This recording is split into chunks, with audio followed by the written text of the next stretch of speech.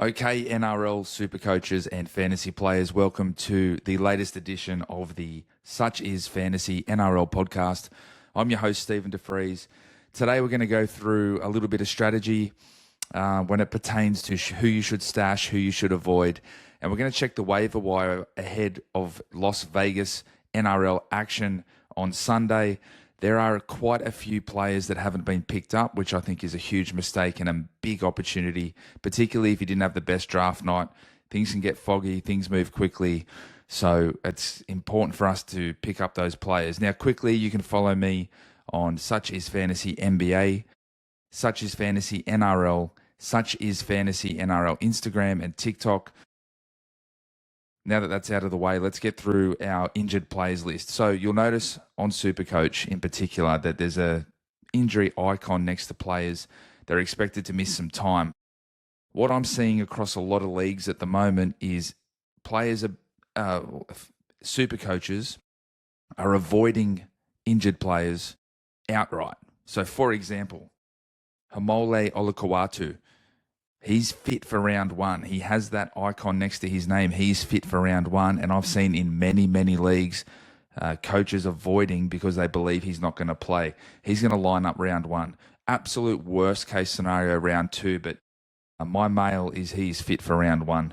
So that's a mistake, right? So just check if Olakawatu's on your waiver wire and pick him up immediately. Alex Johnson, again, someone else with an icon next to his name. Now, we're expecting him to return subject to a fitness test, potentially round one, but maybe round two. So again, if Alex Johnson's on your waiver wire, just have a bit of a peek at that one. Other players, Kai Pearce-Paul, he's not missing any time. He's going to be fit for round one. As we move through the list, Trent Liero is being avoided. He's going to miss the first two games due to suspension. So it's got an injury icon. Sorry, it doesn't actually. It's just got a cross next to his name, and that's because he's suspended. Scrolling through the list, Mitch Barnett. So he's potentially a return date of round two or round three. Again, let's jump straight on him. Now, plenty of players have jumped off Brandon Smith with news of his calf injury. I would be making an inquiry on the waiver wire to see if someone's dropped him accidentally, because he's only going to miss 2 matches. Now, the likelihood of him returning before the round 4 bye, I'd imagine South will play that pretty safe, and we should see him back maybe round 5. Round 5 at the latest. Guys, why haven't we picked up, or why are we dropping Brandon Smith? If I move through Reece Robson. So the initial reports was that Reece Robson was going to miss somewhere between 6 and 10 weeks. The latest mail is that he could be returning in round 3 or round 4 at the latest. So if Reece Robson is on your waiver wire, please pick him up. Please pick him up. Next on this waiver wire list of players that you really need to have a good look at around stashing. So when we talk about NRL draft, whether you're playing fantasy draft or Supercoach draft, you need to make a decision long-term on a lot of these players. So we're making a decision on, is this player going to hold some value at some point in the season and be a valuable asset to your team from a point-scoring point of view? And are they potentially going to be an asset from a trade value point of view? Now, I like to build a few assets on my bench because at some point someone's going to get injured, and your other coaches in your draft are going to want to pick up a player that you potentially have and that therefore holds value. For example, Luke Metcalf. Current mail is that he will return somewhere in the vicinity of round 9, 10, 11. I've picked him up in a couple of my draft leagues to sit on the bench because I know at some point, and this isn't for me, this is a trade asset. There's going to be a halfback that gets injured midway through the season and they're going to want Luke Metcalf. Great value. If we look at Xavier Coates, personally, I don't think he's a stash. There's other great options on the waiver wire for you to stash there. Jeremy Marshall-King, His return date is a little murky, but we're looking at his expected return date of being round 6, 7, or 8. So the hooker position does not have a lot of depth. We know this. I have him in the top 6 hookers in the game. I think he's worth a stash. So if Jeremy Marshall-King is sitting on your waiver wire, make sure you stash him. Other players, Robert Toya, I didn't mention earlier. Robert Toya is expected to play round 1. So if he's sitting on your waiver wire, I don't mind him, he's probably one for your 12 and 14 team leagues. Not for 10 team leagues. He's definitely not for that. Shout out Ben Dunley. Outside of that, Leo Thompson was getting a lot of hype at the Bulldogs before the season. He's now going to miss a lot of matches until round 10. So again, I don't think Leo Thompson is a stash. Max Plath. Now, I'm tipping my hand here. This guy should not be on your waiver wire. Returns in round 4. Absolute gun. Yes, there's a lot of forward depth at the Dolphins. Yes, they'll probably ease him into minutes. What are they going to look like in round 12, 13, 14 when you really need him, especially through that origin period? Grab Max Plath off your waiver wire, particularly in 12-team leagues or deeper, but even in 10-team leagues. I haven't because I'm pretty happy with the depth on my bench and my strategy there, but I could literally pick him up at any moment. Jack Bostock, I would not be stashing. I don't know how he gets back into that team. Cobo, Asako, Tessie New is... Is it Tessie New? I think I'm wrong there, actually. It's not Tessie New, but there's another winger there that escapes me. There's a lot of depth there. I don't know if Jack Bostock, who is a gun, gets back into that starting side unless there's an injury. So I would not be stashing Jack Bostock.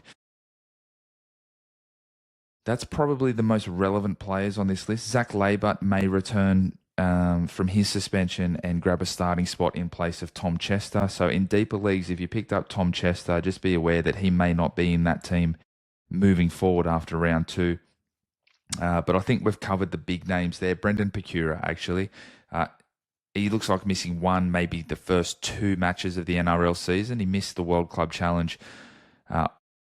10-team, 12-team, 14-team leagues, doesn't matter what it is. I'd be looking to pick him up off the waiver wire as well.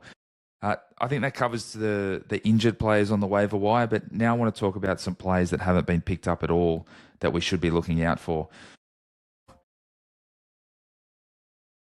It's early, so typically we want to see how our players go in draft before we make any rash decisions, but I think there's been some clear errors made in a lot of leagues, and that means good things for you guys in terms of who to pick up. Let's have a look at them now. So first one I've seen getting missed quite consistently across many leagues is, if I just give me one moment to bring up the list. So, in the halfback position, I've seen Tanner Boyd and Adam Dewey sitting on waiver wires. Particularly Adam Dewey, I think he's going to have a great season for the Tigers, and I think maybe some coaches have avoided due to the round 1 bye. He needs to be in your team stat. Tanner Boyd will be kicking goals in the short term, so I think he's a potential pickup if you've struggled for depth in the halfback position. So he should not be on your waiver wire list. And Tyrone Wishart is only one injury away from starting in that Melbourne Storm team, so you definitely should be picking up Tyrone Wishart. So that's the halfback position. If we go to the hooker position, as I said earlier, Jeremy Marshall-King should not be sitting on anyone's waiver wire.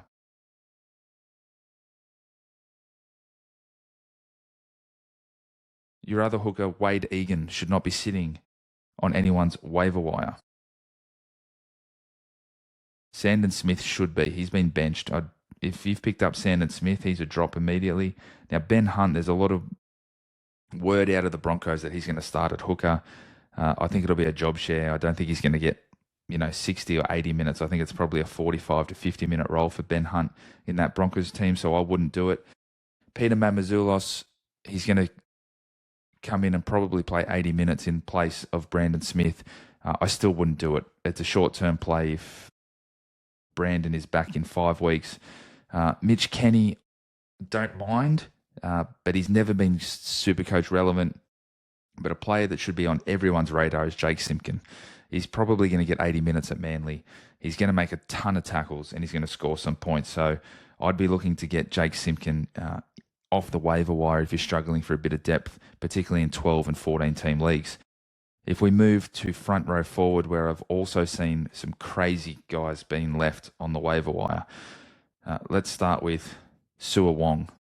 Sorry, he's not dual. He's second row forward. I'll get to Sua Wong shortly. Jack Williams should not be on any waiver wires. Just get him into your team immediately. Jackson Ford, I can understand the hesitation there, but he shouldn't be on a waiver wire, particularly in 14-team leagues. Nafu White, what are we doing here? He's going to have a great season, and I think he's going to be very Supercoach relevant, so make sure he's in your team. I've seen Isaiah Papali'i sitting on waiver wires. Guys, this guy could have an 80-minute edge role. So for 12, 14-team leagues, he's got to be there. James Fisher-Harris, his minutes have typically been low at the Warriors or lower than what they were at the Panthers, but his output is typically high. His points per minute's great. I don't hate that, but my number one front row forward waiver wire pick, I can't believe he's sitting there, is Stefano Udukamanu. Hello, did we watch how he finished the season? That guy has gone to another level. His trial form's been great. I think you'd even pick him up in Classic at this point and get some good output from him. So that covers off. I will mention one more, Jack DeBellin. I've seen sitting on waiver wires. He should get around 55 minutes in a lock position at Parramatta. So I really like him as a pickup. I wouldn't be touching Josh King. I've seen some players racing to get him off the waiver wire. That's just not a smart decision. And Xavier Willison is your other really interesting one. He could have a bigger role in this Brisbane pack over the course of the season. So that's front row forward. If we go to the fullback position, I think, 10-team, 12-team leagues, the top 12 fullbacks pretty much pick themselves. I don't see a lot of value in that position, except maybe Sua Longo, who is going to deputise not deputise, he's played some NRL now, but he's going to play fullback for Melbourne and have first crack at it. Now, we can see you've seen what he can do. He's electric, he's quick, he's evasive. His ball playing, he's still working on, but he should still score really well. He should score some tries and set up some tries. So if he's on your waiver wire, I'd be taking a look at that one. KO Weeks is a no. Will Kennedy's a no. And Chance, unfortunately, just isn't the player he was 3 years ago when the Warriors had their run to the prelim. Outside of that, I'm sure everyone has Kinney in their side. So those ones I've seen sort of sitting around on waiver wires. So make sure that you take a look at that. The centre wing position is just stacked, and that's the last one I'm going to talk about. I'm not going to talk about 5'8". There's just no one in 5'8". It's disgusting. I will get the second row shortly. But if we have a look at the centre wing position, Paul Alamotti is a big favourite of mine here, as is Gurmit Shibasaki. There's someone in my league that picked up Gurmit in the second round. I'm not going to name him. He may be or may not be my brother-in-law. Wild. Absolute gun. He looks like he's been off to the Spanish doctors again. He just looks huge, strong, powerful. So I don't hate that. But Paul Alamotti, for whatever reason, Ivan Cleary didn't have him in the side in the regular season. That went to Milky. It's going to go to Alamotti to start this season. Ivan trusted Alamotti in the final series. We've seen that a couple of years in a row now. And I just think Alamotti goes to another level this season. So I think Alamotti's a big sleeper there in the centre wing position. Daniel Tupou, have a look if he's on your waiver wire. Deep leagues, he's going to score some tries this year. That Roosters side should be humming early, and they looked good in the trials despite a loss to Parramatta. As we move through the list, Philip Sammy I really love as a Supercoach prospect, and I think he gets even better this year. Talon May. Look, the Tigers looked good in the trials. We know that's not everything, but I just think he's in for a huge season. He averaged 70 in his games played last season. with the scoring change, centre wings being more valuable in Supercoach this year, and the Tigers looking better in attack, I really like that play, and I've seen him on a few waiver wires. Jermaine Osako is on the waiver wire. He's the leading point scorer in the competition last season, so I don't know why he would be sitting there. And then my final pick from the waiver wire, as I scroll through to his stats, is Selwyn Cobbo. So I would have thought he'd be going a lot higher than his average draft position of 99. Just check that he's not sitting on a waiver wire, please, because that wing slot outside of Herbie Farnworth is going to be prime real estate for the next couple of years. So, and I think the Dolphins are a top 4 team this year. This is their season. So that's my waiver wire special. Injuries, players that may be on your waiver wire. I want to talk a bit of strategy. So some things you should be aware of. Lockout. So it's a rolling lockout. So you can move things around, particularly with a split weekend like this weekend. Just be aware that those are some things you can do.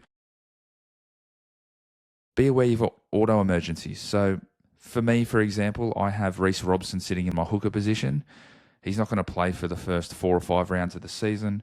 So that means one of my bench players is going to be an auto emergency for me. Now, I've stashed some players that aren't going to be playing for a couple of weeks to ensure that my bench player has a high score. For me, that'll be Sua Wong. So just be aware, just because a player might not be playing a week, just know that your bench player is going to get an auto emergency there. In terms of making waiver claims in your waiver order, just stay on top of injury reports. Stay on top of late mail. Set an alarm for 90 minutes. There's been a rule change now. It's not 60 minutes before a game that team list comes out. It's 90 minutes before a game that team list comes out. So set a little alert on your phone for 90 minutes to jump into the NRL app and check team lists, or even better, follow Adam Styles on Twitter, on X. Set an alert for his updates, and he updates team lists prior to every single game at the time that they're released. And this season, that'll be 90 minutes before the game. That's what I do. It's perfect. I see if there's been any changes. He makes it very clear. It's very concise, very easy to understand, and allows you to make decisions on the fly. Not everyone in your league is going to be taking it this seriously. They're not going to be setting alarms. They're not going to be they're not going to have Twitter alerts. So this is where you can get some real advantages. And then just stay across late mail injury reports so that you're the first to know when a player's coming back, so you can jump on the waiver wire quickly, or know when someone's been ruled out early so that you can get them out of your squad and get someone valuable in. In terms of trading, most leagues should be set up that you can put a package of 2 or 3 players together for one player. I like to do that to grab some assets, but just remember when you're negotiating a trade, look for vulnerabilities. So, as we get later in the season and teams are desperate to make finals, that's when you can get in there and swoop. So just be across that, and also be across what the final 5 rounds of the season look like for you in terms of head-to-head finals. Do your players play in teams that are still in contention, or do your players play in teams that are potentially towards the back end of the ladder? Now, there's no draft system in rugby league, so tanking isn't necessarily relevant. However, there may be restings.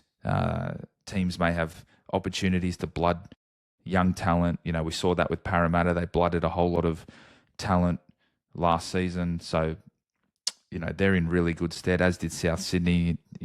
That was more due to injury than anything else. So just be really conscious of the players on your team going into the back end of the season. What does their draw look like? Is it a tough draw? Is it an easy draw?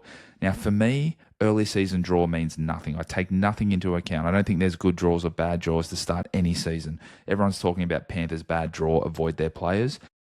Madness. It will be irrelevant. But at the back end of the season, it is when defenses start to loosen up, teams aren't playing for as much, they're not as motivated, and young players are being blooded, then that does matter. I think we'll leave that there. That's 20 minutes on the button. Thanks for joining me. Remember, follow me on TikTok at SuchIsFantasyNRL. Follow me on Instagram at SuchIsFantasyNRL. Follow me on YouTube at SuchIsSport.